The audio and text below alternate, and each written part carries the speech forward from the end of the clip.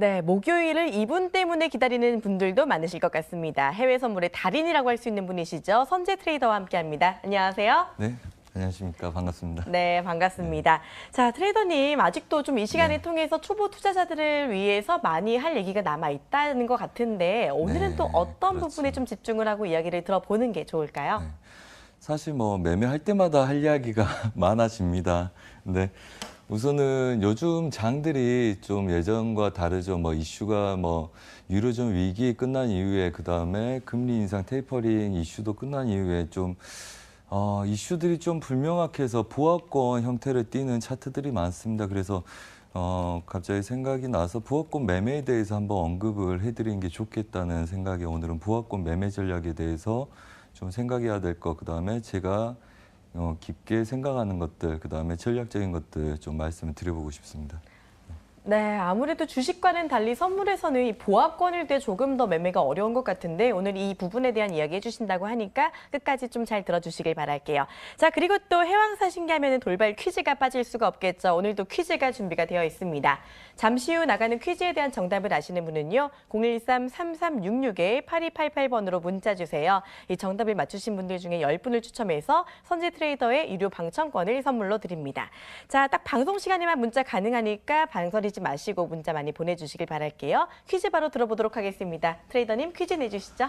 네, 저희가 뭐 가격 지표 중에는 많은 것들이 있는데 그 중에서 가장 기본이 되는 거는 이동 평균선이라고 봅니다.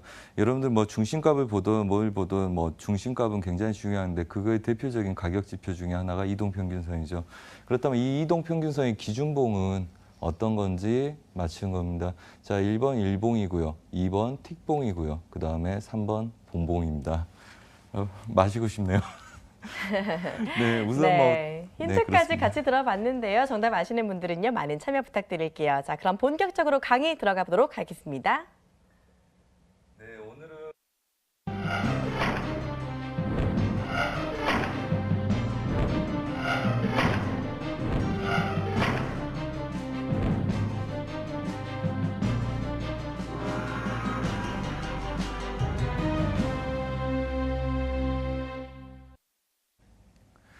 네, 오늘은 보합권 매매 전략에 대해서 언급을 드려보려고 합니다. 우선은 뭐 보합권이라는 거는 이렇죠. 뭐 여러분들이 추세. 저희가 이제 보합권을 중요하게 생각하는 걸 왜 그렇게 중요하게 생각하는지 한 번쯤 고민할 필요가 있겠죠. 가격 지표에서는 일반적으로 추세를 나타내는 걸 추세 매매, 그다음에 보합권 매매 전략을 펼치는 사람들, 그다음에 반대로 변곡을 노린 사람들. 그래서 크게 보자면 추세 매매, 변곡 매매, 그다음에 보합 매매가 있을 겁니다. 자, 그렇다면 보합권에 대해서는 우선은 어떤 분들은 이렇게 말씀하실 수 있겠죠. 보합은 관망이다. 추세를 노리는 거다. 남들이 예스할 때 예스를 해야지 먹을 수 있는 해외 선물 시장이기 때문에 보합권 때는 관망하는 거다. 이렇게 말씀을 하실 수도 있습니다. 하지만 역으로 일반적으로 가격 지표 여러분들이 대표적으로 보는 거 볼린저 밴드 같은 걸 생각하시면 볼린저 밴드 기간 승수 2에 20을 볼 때 그 구간 안에서의 80%가 갇혀 있어서 볼린저 밴드를 여러분들이 많이들 활용을 하죠. 그다음에 다시 벌어진 추세를 보고 그렇다면 일반적으로 시장의 80%의 시간은 보합권 시간이다 이렇게 봅니다. 그렇다면 보합을 뛰다가 차트가 움직이는 시간을 보면 보합 뛰는 시간에 거의 20% 정도만 시장은 추세로 움직이고 있습니다.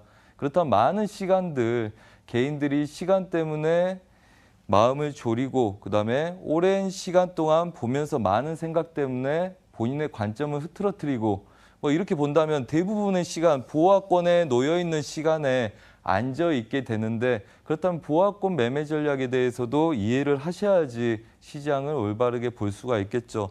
자, 그리고 대부분의 시간이 보합이기 때문에 이 구간 내에서의 짧은 스캘핑 매매 전략들을 또 아셔야지 대다수의 50% 이상을 수익을 얻을 수 있을 거다. 뭐 이런 관점에서 본다면 보합과 추세를 구분하고 그 안에서 추세일 때는 지지력의 추세 쪽, 그다음에 보합일 때는 쫓아가는 매매를 자제하는, 그래서 보합과 추세를 구분할 필요도 있고요. 보합권 매매 전략에서의 보합권 시도의 수익도 좋을 거다 이렇게 말씀드립니다. 다시 한번 언급드리자면 이렇습니다. 일반적으로 차트가 움직였을 때 여러분들이 피보나치 수요일이나 4등분, 3등분 참고하시는 분들도 계시죠. 일반적으로 피보나치 수요일의 23.8% 혹은 4등분, 3등분의 20%에서 30% 정도를 되돌린다고 봅니다. 아무리 추세가 많이 나더라도 왜 매수를 계속 잡고 끌고 갈 수는 없잖아요. 청산도 하지 않고. 청산을 해야지 내 수익이 되기 때문에 일부 정리를 하면서 가기 때문에 눌림이 생기죠. 자, 그렇다면 보합에서 오랜 시간 동안 머무른다. 그러면 100이 움직였어요. 그 다음에 20% 보합을 띄어요. 그 다음에 다시 또 움직여요. 그렇다면 이 구간에서의 4파동 정도만 있으면 전체 추세로 움직인 정도의 거래량과 이동이 있을 거다. 그러면 그 정도의 수익을 보합권에서 먹을 수 있다는 거죠. 여기서 서너 번을 하면 추세 한번 먹은 것과 같은 효과의 수익이 난다. 그런 취지에서 보자면 굉장히 보합권 매매는 중요하다 이렇게 볼 수 있을 겁니다. 자, 그렇다면 본론으로 들어가서 보합권에서의 박스권 이야기 많이 하죠. 뭐 보합권이다, 박스권이다, 박스 매매다. 그럼 박스란 일반적으로 일정 가격 이상 이하를 돌파하지 못하고 갇혀있는 형태의 흐름을 이야기한다. 한마디로 어떻게 보면 큰 저항들이 있을 때 시장이 확신을 갖지 못하고 익절을 해버리고 내려갔을 때 지지를 하고 또 익절을 해버리고 이렇게 되면 보합권 매매가 되겠죠. 보합을 뛸 거라고 봅니다. 한마디로 큰 저항이 있을 때 변동성이 크지 않은 시점에 보합권을 띈다. 한마디로 일명 보합권 매매 전략에 대해서 오늘 말씀드리려고 합니다. 이렇게 보면 이거죠. 우선은 얘 전체도 보합이고요. 저점을 찍다가 실패했다. 그 다음에 반등 고점을 찍다가 지지를 못하고 실패했어요. 그 이후에 보합을 지속적으로 드는 거죠. 그래서 이걸 보합이라고 볼 수 있겠습니다. 그래서 보합권에서의 매매 박스는 박스처럼 갇혀 있다. 이렇게 보시면 됩니다. 그래서 박스권 매매나 보합권 매매는 같은 용어다. 이렇게 이해하시면 될 것 같고요.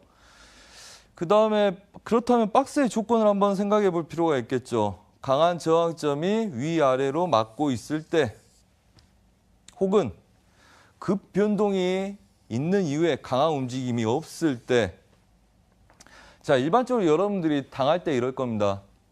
급등이 있어요. 그러면 사람들이 뚫었구나 급등하다 쫓아가야죠. 근데 본인이 꼭 잡으면 슬리피지 때문에 고점 근처에서 잡히고 그 다음에 눌림이 생깁니다. 왜 안 가지? 출렁거림 때문에 두려워하다 보면 보합권 뛴 다음에 또다시 가죠. 그걸 여러분들이 한 파동, 두 파동, 세 파동, 1파, 2파, 3파, 4파, 3파의 매수에 2파의 눌림 이런 것들 분석할 때 쓰는 거죠. 자, 그렇다면 위아래 저항이 강할 때도 그렇고요. 그 다음에 추세가 나야 되는데 한번 차익을 하고 재정비를 하고 물량들이 지지가 확실히 됐을 때 다시 가기 전까지의 보합권을 띈다. 그래서 크게는 두 가지 보합이 있을 겁니다. 강한 저항이 위아래로 있을 때, 급변동 이후에 움직임이 소각 상태에 들었을 때. 자, 그렇다면 박스의 최소 조건. 그럼 박스면 다 박스 매매로 해서 진짜 추세 안 맞고 계속 먹어도 되냐? 그건 아니죠. 예를 들어서 우리가 일반적으로 예전에 0.3%에서 0.5%를 봤었습니다. 제 기준으로. 왜냐하면 0.3%라면 7티, 8틱이죠. 왜? 7티, 8티, 10틱 이내의 보합이라면 선물은 호가 열려야지 잡혀요. 그럼 위아래 빼고 내가 최대 변곡을 못 잡았다 생각해서 또 한두 틱 빼고 하다 하면 실제 먹을 게 서너 틱밖에 안 되죠. 그렇기 때문에 얘네들 국내 선물 기준으로 10틱, 그다음에 해외 선물 기준으로 15틱 정도의 보합권을 띄어야지 얘네들 매매를 해서 빼먹을 게 있다. 그렇지 않는다면 일반적으로 완전하게 보합을 보고 있다면 5틱이든 10틱이든 빼먹을 수도 있습니다. 하지만 일반적으로 보합권 매매라 해서 보합만 보는 게 아니라 보합을 기준으로 돌파까지를 봐야 되기 때문에 절반을 나눠서 걔네들이 먹을 게 없으면 걔네들은 보합권 매매를 할 수 없다는 관점으로 보시는 게 낫고요. 그래서 10틱에서 15틱 이내로 들어오게 되면 걔는 보합이더라도 보합권 매매 전략을 펼쳤을 때 별로 소득이 없다. 그래서 오히려 15틱 이내로 들어오면 그때부터는 돌파 추세를 보는 게 낫다 이렇게 말씀드리겠습니다. 그래서 최소한 10틱 이상의 박스권 보합이 돼야지 5만 원에서 10만 원 내외의 수익을 얻을 수 있는 보합권 매매 전략을 펼칠 수 있다. 물론 그 이상은 충분하죠. 50핍 내외의 박스권은 너무너무 좋죠. 최소 조건이라는 거 기억들 하시고요. 자, 그 다음에 박스 패턴입니다. 자, 그럼 보합이라 해서 무조건 가로저항점만 보면 되냐? 그건 아니죠. 보합에서는 여러 가지 패턴들이 있습니다.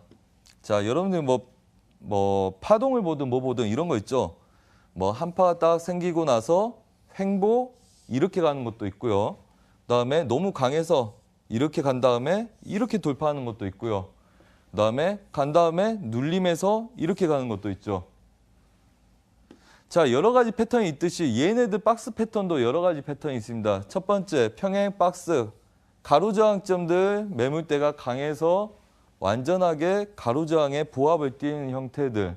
그 다음에 추세를 유지하는 형태들. 저가가 높아지고 고가가 높아지는데 전 고가를 지지를 못하고 다시 내려왔다가 또 올라가고 고점 뚫었는데 또 지지를 못하고 또 내려왔다가 가는 이런 박스권 형태들이 있겠습니다. 그게 채널이고요. 그 다음에 확산이 있겠죠. 중심이 있고 그 다음에 여기서 혼조세를 띄는데 얘를 돌파하려고 시도하다가 실패한 아이들, 또 아래를 돌파하려다가 실패한 아이들, 위아래로 확산으로 계속 넓어지는 구조의 박스권도 있습니다. 그리고 가장 기본적인 수렴이 있겠죠. 수렴이 가장 기본적인데 뭐 상식적으로 생각해보면 이러겠죠. 박스라는 거는 기본이 가로저항이고요. 그 다음에 그 안에서 수렴, 다음에 확산 이렇게 진행이 됩니다. 그 다음에 채널로 진행이 되죠. 일반적으로 그렇게 진행이 되는데 그렇다면 왜 수렴이 많냐? 이 구간대 저항이 강하기 때문에 매수를 하던 애들도 먼저 익절을 하기가 좋고요. 그 다음에 얘를 막고자 하는 애들은 미리 윗자리까지 위협하기 전에 미리 막고 싶어 하겠죠. 그래서 먼저 익절하는 사람과 위아래 박스권, 저가와 고가를 확인한 이후에 내려갔을 때 먼저 맞고 싸우는 아이들, 그 다음에 위에 왔을 때 또 먼저 맞고 싸우는 애들. 그래서 계속적으로 본인이 원하는 쪽으로 가기 위해서 계속 걔를 압박하는 거죠. 그래서 압박의 수렴과 그 다음에 얘네들 두려움에 대한 수렴, 뭐가 됐든 얘네들은 각각의 가격을 덜 가기 시작을 합니다. 그건 완전하게 보합권 형태의 수렴이죠. 그래서 박스권 패턴에는 보합권의 수렴 형태와 그 다음에 돌파 변동성을 나타내고 싶은 확산의 수렴, 그 다음에 채널, 박스 이렇게 총 4종류로 크게 나눌 수 있겠다. 자, 그 다음에 박스의 매물대입니다. 그럼 박스의 매물대, 자, 채널을 해도 선이 2개예요. 확산을 봐도 선이 2개입니다. 수렴을 봐도 선이 2개고 그 다음에 수평적인 박스권 매매를 보더라도 선이 2개입니다. 자, 그렇다면 매물대는 2개냐? 그게 아니죠. 여기서 박스권의 매물대 형태는 매일매일 나옵니다. 자, 아까도 이동평균선 이야기하면서 말씀드렸죠. 시장의 중심은 말 그대로 중심이다. 시장은 단가가 중요합니다. 물건을 1,000원에 팔고 있어요. 누가? 그럼 원가가 얼마인지가 중요하죠. 원가가 500원이야. 그럼 얘네들은 할인했을 때 뭐 최저가가 예를 들어서 500원이라고 보자고요. 1,000원이고 최고가가 그 다음에 최저가 500원이에요. 평균 얘네들 단가는 700원 이상이 이하가 돼야지 수익이 나겠죠. 한마디로 중심 그 단가 매물대가 중요하다는 겁니다. 얘도 똑같아요. 고가와 저가가 있으면 고가에 대한 저항 가격들 중요하고요. 저가에 대한 가격들 중요하고요. 그 다음에 중요한 게 중심입니다. 이 중심을 잘 이해해야지 얘가 추세가 날 수 있는지 날지 못하는지를 이해할 수 있기 때문에 박스권 매매 전략에서만 멈추지 않고 추가적인 돌파 여부를 볼 수 있는 게 중심이다. 그래서 우선 박스권 매물대는 박스 상단, 그 다음에 하단, 그 다음에 박스에서 놀 때 그 매물대의 평균 단가인 중심 단가가 중요하다. 그럼 총 매물대가 3개 있다는 거죠. 자, 이걸 듣고 어떤 생각이 듭니까, 그러면? 자, 박스권 매매 전략을 펼칠 때 아래에서 매수를 잡았으면 중심 1차, 그 다음에 상단부 2차. 이걸 볼 수 있겠죠. 뭐 이따 나오겠지만 얘네들을 추세로 볼 수 있는 것도 중심을 통해서 이해를 하시면 됩니다. 뭐 가는데 뭐 정리할 건지 말 건지 결정해야 되는데 무슨 추세를 먹어. 하지만 중심을 이해하기 시작하면 걔네들 돌파 여부를 알 수 있다. 그럼 좀 이따 설명하고요. 자, 뭐 진도 빨리 나갔네요. 자, 박스 특징에 대해서 말씀드리겠습니다. 자, 우선 뭐 설명할 게 많습니다. 뭐 하나하나 생각나는 대로 좀 설명드리면서 넘어가 보도록 하겠습니다. 우선 박스의 특징. 첫 번째, 진폭이 작죠. 우리가 일반적으로 하루 크루드오일이 250개씩 움직이다 요즘 최근에 한 150개에서 200개 정도 움직입니다. 적게는 7, 80개까지 작게 움직이죠. 여튼 뭐가 됐든 박스권이라면 얘네들이 50개 내외로 움직일 때입니다. 자, 그렇다면 진폭이 작고 그 다음에 박스를 봤을 때는 보통 초보가 아닌 이상은 박스권이 들어서면 위아래 박스권을 인지하기가 빠릅니다. 그러면 시장의 참여자들도 빠르죠. 그래서 확신을 갖고 빨리빨리 움직이는 경우가 많습니다.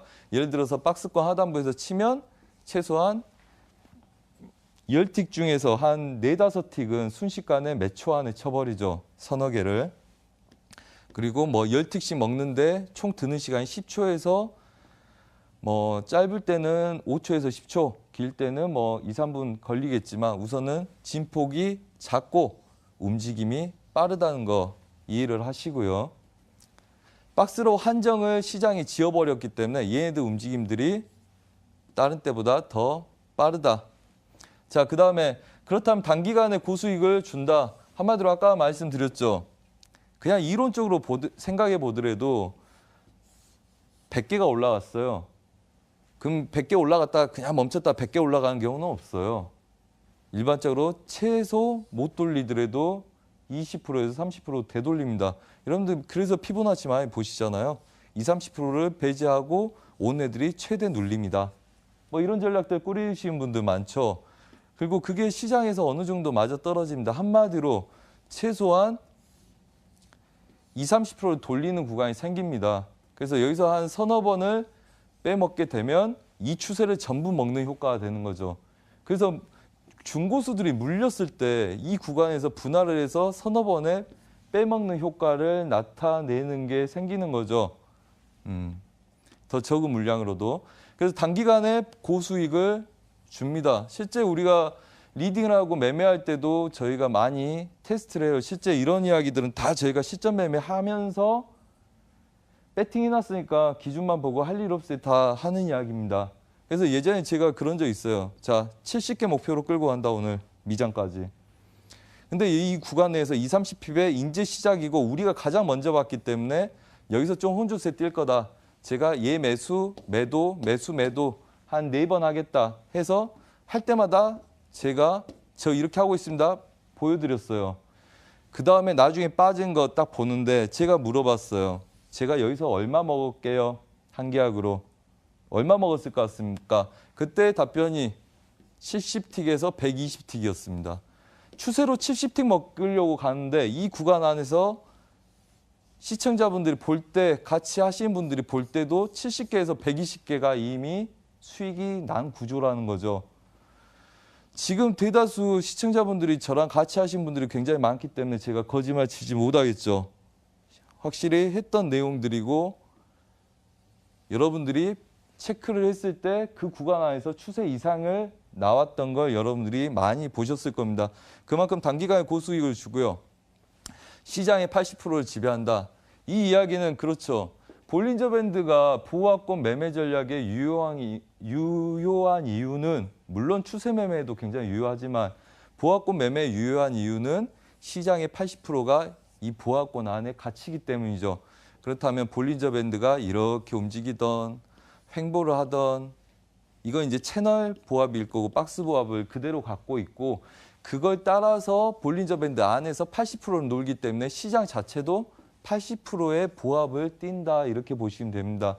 자, 시장의 80%의 시간과 그다음에 가격을 지배한다. 최소한 시간 정도는 80%를 지배하는 게 명확하겠죠. 여러분들이 손을 댈 때마다 얘네들이 추세가 나지 않기 때문에 대부분 물려있을 때도 오래 물려있다가 수익이나 손실이 나기 시작을 하죠. 그 시간들이 지루하죠. 수익 날 때는 한 30분이면 확 나는데 들고 있는 건 두세 시간 들고 있을 때도 있고요. 그래서 시장의 80%를 시장의 보합이 결정을 하고 지배를 하고 있습니다. 실제. 자, 그렇다면 실패 시 한 번의 리스크로 충분하다. 만약 예를 들어서 여러분들이 보합권 매매 전략에서의 추세를 볼 수도 있고 보합만 볼 수도 있습니다. 하지만 보합을 봤을 땐 뭡니까? 얘를 박스권 보합인지 채널 보합인지 추세 보합인지 이걸 구분할 수 있을지 잘 모르겠으나 저는 무조건 구분해서 하기 때문에 구분한 이후에는 얘네들 돌파 손절 한 번입니다. 물론 이 안에서 매매를 두세 번 하죠. 두세 번 하면 멈추는데 만약에 한두 번 처음 했을 때 실패를 하게 된다. 그러면 얘네들은 그냥 한 번의 리스크로 끝낼 수 있는 겁니다. 그러면 한 번의 리스크에 4번, 5번 정도를 칠 수 있고 최소한 두세 번을 공략할 수 있기 때문에 얘는 타당한 매매 방법이 되겠죠. 내가 버릴 것보다 얻을 게 많기 때문에. 자, 그래서 실패 시에 한 번의 리스크로 충분하다. 속임 같은 거는 볼 필요가 없기 때문에 더더구나 그러겠죠. 자, 수렴의 특징 비중이 높다 아까 했던 말이고요. 그 다음에 먼저 선 진입하고 선 청산이 있기 때문에 수렴의 구조가 많다. 한마디로 박스권을 이해하더라도 여러분들이 박스를 잘 못하는 이유가 이게 채널의 박스인지 확산의 박스인지를 구분하지 못하기 때문에 작은 구간에서 좀 더 유리하게 잡으려는데 안 잡히는 거죠. 그건 이제 좀 더 공부가 필요하실 거고요. 교육이 필요하시든지. 자, 그리고 서너 번의 파동 후에는 박스권 돌파를 본다. 자, 그럼 이게 중요하겠죠. 박스를 보는 게 박스에서의 많은 수익만 얻으려고 하는 거냐? 아니죠. 하루 종일 박스일 수 없죠. 예를 들어서 미장 개장하기 전에 얘네들이 뭐 나스닥이 예를 들어서 박스권에 돌입하고 있어요. 왜? 아시아 시장, 그다음에 유럽장 4시, 5시 이후부터 해서 8시, 9시까지 움직이면 9시부터 미장 개장까지는 보합 들죠. 되돌림 들고. 그다음에 그 되돌림만 먹고 나오기 위해서 박스권 매매를 하는 거 아니죠. 이걸로 인해서 이 수익을 담보로 미장을 배팅하든지 아니면 얘네들 준비를 해서 그 미장에 배팅을 하기 위해서죠. 하루 종일 보합을 뛰지는 않을 거 아닙니까?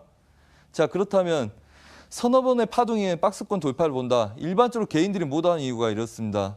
우리 뭐 오기 전에 이제 박스권이 되려고 하면 이제 박스권 형태를 갖출 거다고 이제 예상을 해서 시작을 하는데 일반적으로 개인들은 꼭지점이 2개 이상 생겨야지 시작을 하죠.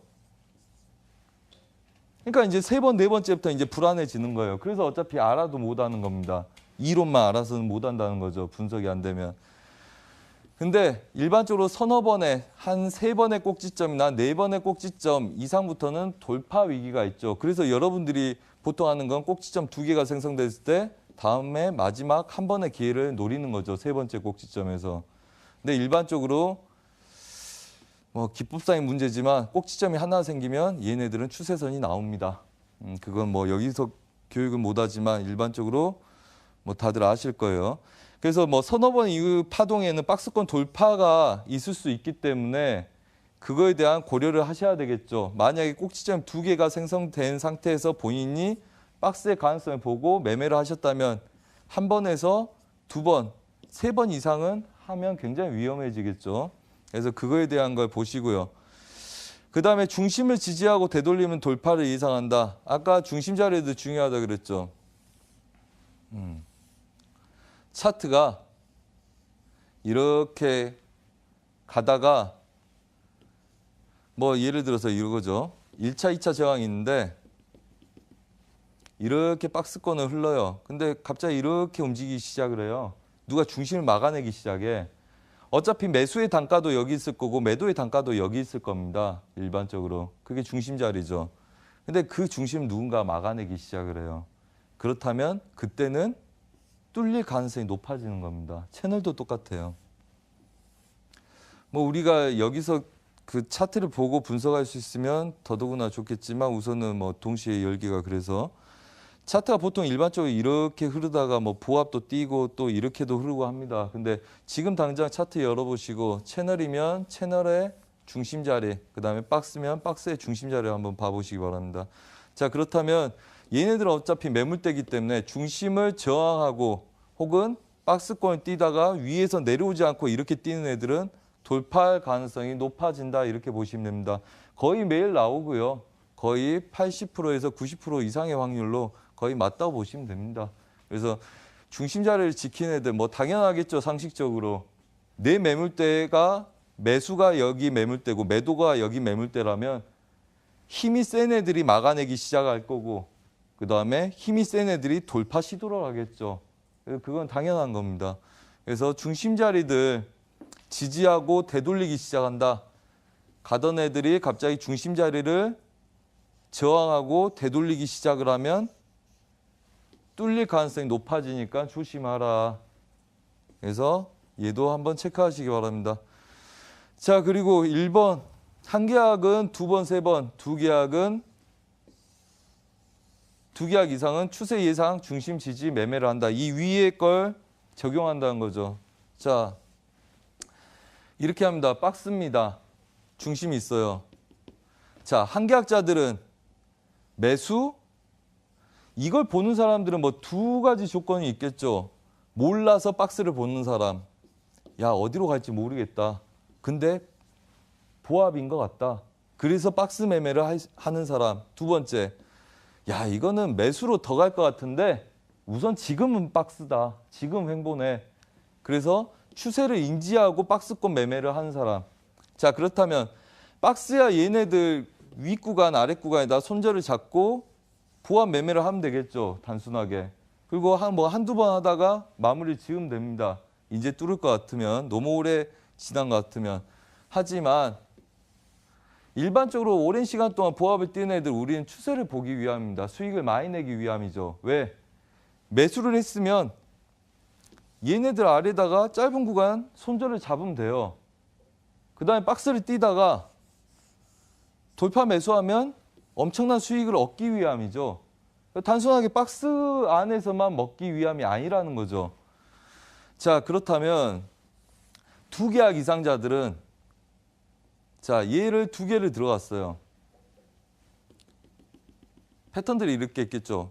1차 막힐지 모르니까 1차에서 정리하고 2차를 끌고 가다가 익절을 여기다 잡는 구조가 있을 거고요. 첫 번째. 그 다음에 박스의 처음 시작이기 때문에 두 계약을 이 근처까지 끌고 갈 수가 있겠죠. 그래서 여기서 하나를 정리하고 나머지 하나는 뭘 하면 될까요? 사실 여기서 하나를 정리했으면 얘가 이만큼 밀려도 난 본청이야. 실제로는. 하지만 중심자리나 하단부 익절을 잡고 하단부 손절을 잡든지 중심 아래다 익절을 잡고 얘네들이 이렇게 출렁거려서 뚫는지를 보면 되죠. 내려오면 다시 익절. 또 오면 또 나는 매수 보고 있으니까 매수 쪽으로만.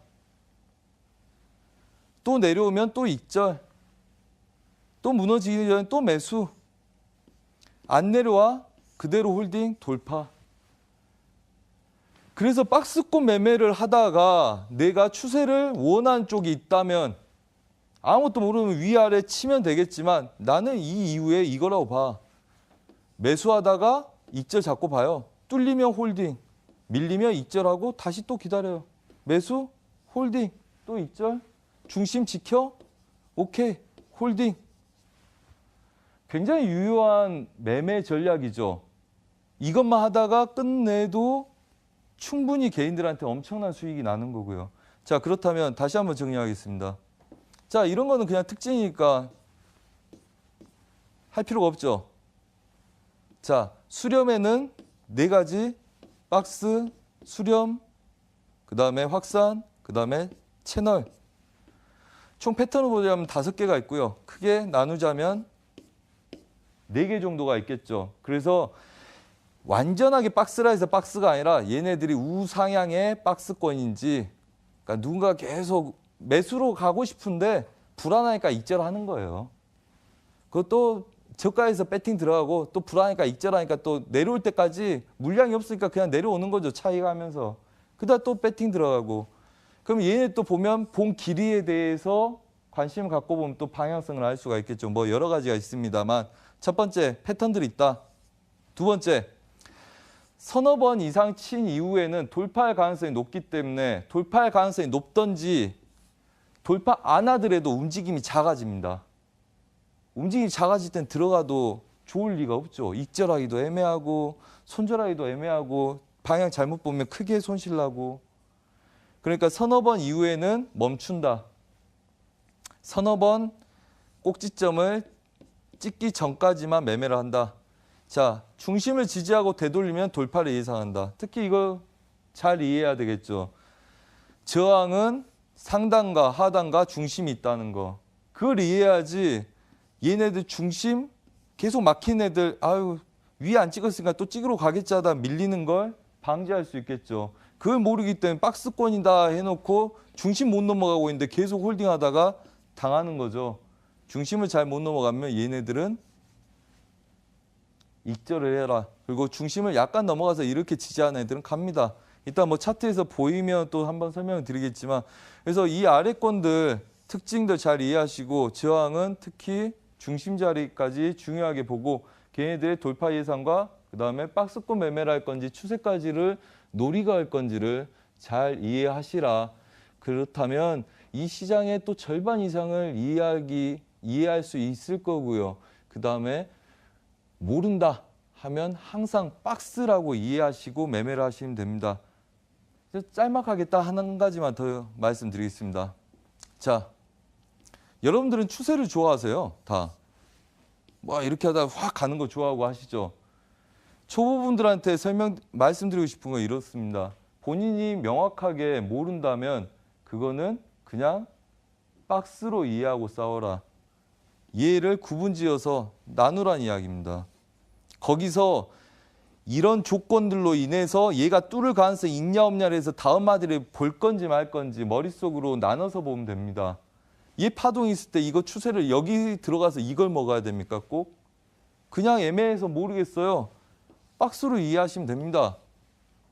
나는 돌리는 거 보고 들어가서 꺾이기 전에 적당히 먹고 여기서 이건지 잘 모르겠어. 그럼 이 구조 안에서 교집합 구간만 빼먹으면 됩니다. 잘 모를 때는 추세보다는 박스라고 인지해서 100pb 밀려도 10틱 손절, 100개가 가면 100개 먹고 이러는 박스권 매매 전략을 집중적으로 한 번쯤 고민해 보시고 그걸 익혀보시면 수익에 굉장히 큰 도움이 되실 거다. 뭐 이렇게 말씀드리고 싶습니다. 네, 이상입니다.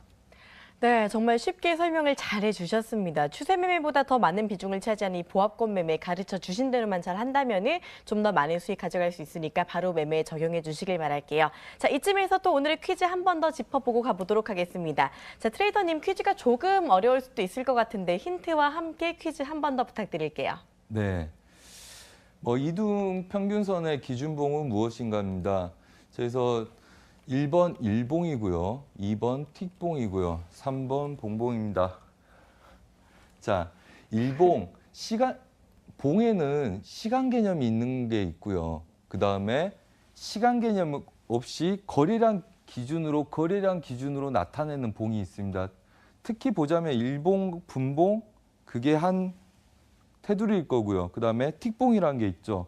그래서 시간 개념이 들어가 있는 봉과 그 다음에 거래량 개념이 들어가 있는 봉이 있습니다. 자, 그렇다면 여기서 좀 더 힌트를 드리자면 이런 게 있습니다. 여러분들이 이동평균선 기본적으로 어떤 걸 많이 보십니까? 5일, 10일, 뭐 20일, 60일 이렇게 보죠. 우리가 뭐 그렇다면 뭔가 끊어서 한번 계산을 해보자고요. 일주일, 토요일, 일요일 날 쉬어요. 5일이네. 한 달? 4, 5, 20일이네. 5일, 20일. 이렇게 선물 만기 3개월이네. 한 달에 20일 거래일이니까 2, 3, 6, 60일? 갑자기 뭐 좀 뭐가 나오죠. 왜 그게 5일, 20일, 60일, 120일을 보는지. 120일은 분기겠죠. 그 다음에 또 주식하시는 분들 뭘 보겠습니까? 240에서 254일을 보겠죠. 왜? 1년의 거래 일수기 때문에. 그래서 이 걔네들 뭐 중심값들 뭐 보는 거죠. 뭐 그 정도 힌트 드리겠습니다. 네, 이 정도면 정답에 감이 좀 오셨을 것 같습니다. 자, 정답 아시는 분들 바로 문자 보내주시길 바랄게요. 저희는 잠시 후에 돌아오겠습니다.